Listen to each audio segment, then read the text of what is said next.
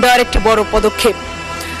মাননীয় স্পিকার, আগামী অর্থ বছরে 41 লাখ নারীকে ফ্যামিলি কার্ড প্রদানের যে সিদ্ধান্ত আনার যে প্রস্তাব, সেটি নারী ক্ষমতায়নের একটি যুগান্তকারী উদ্যোগ বলে আমি মনে করছি। মাননীয় স্পিকার, আমি আনন্দের সাথে আরো উল্লেখ করতে চাই, বিধবা এবং নিগৃহীতার ভাতাভোগীর সংখ্যা বাড়ানো এবং একই সাথে ভাতার বৃদ্ধির প্রস্তাব রাখা হয়েছে। আমাদের সমাজে বিভিন্ন নারীরা আছেন যারা স্বামীহারা, পরিবারহারা এবং সামাজিক নিরাপত্তা বঞ্চিত আছেন। এই উদ্যোগটি তাদের জন্য বিশেষভাবে উল্লেখযোগ্য এবং এটি তাদের পাশে দাঁড়ানো রাষ্ট্রের মানবিক দায়িত্ব। রাষ্ট্র সেই দায়িত্বটি পালন করতে অঙ্গীকারবদ্ধ। এই বাজেটে সেটি প্রমাণিত হয়েছে।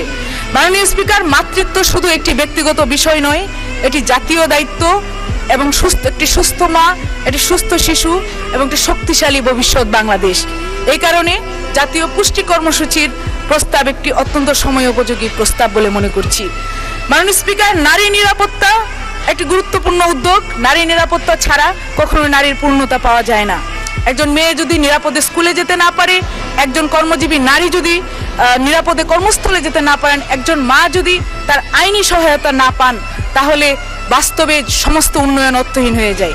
তাই নারী ও শিশু নির্যাতন প্রতিরোধে আইনি ও প্রযুক্তি সক্ষমতার বৃদ্ধি, ফরেন্সিক ডিএনএ প্রোফাইলিং ল্যাবরেটরি স্থাপন, বিভাগীয় ডিএনএ স্ক্রিনিং ল্যাব প্রতিষ্ঠা, কুইক রেসপন্স টিম সহ যে উদ্যোগগুলো নেওয়া হয়েছে সেটিকে গুরুত্বপূর্ণ বলে মনে করছি।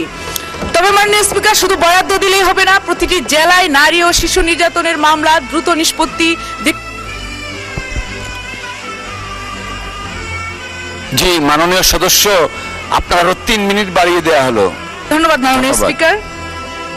প্রতিটি জেলায় নারী ও শিশু নির্যাতনের মামলার দ্রুত নিষ্পত্তি, ভিকটিম সাপোর্ট, কাউন্সিলিং এবং আইনি সহায়তা পুনর্বাসনের কার্যক্রমকে আরও শক্তিশালী এবং কার্যকরী করতে হবে। আমি অনুরোধ করব, নারী ও শিশু নির্যাতন সংক্রান্ত সেবার জন্য সমন্বিত যে ডিজিটাল ট্র্যাকিং সিস্টেম আছে সেটি চালু করা হোক, যাতে ভুক্তভোগী নারী তার মামলার অবস্থান জানতে পারেন, তিনি কিভাবে সেবা নিচ্ছেন সেটি জানতে পারেন এবং একই সাথে জানতে পারেন যে রাষ্ট্র তার পাশে আছে।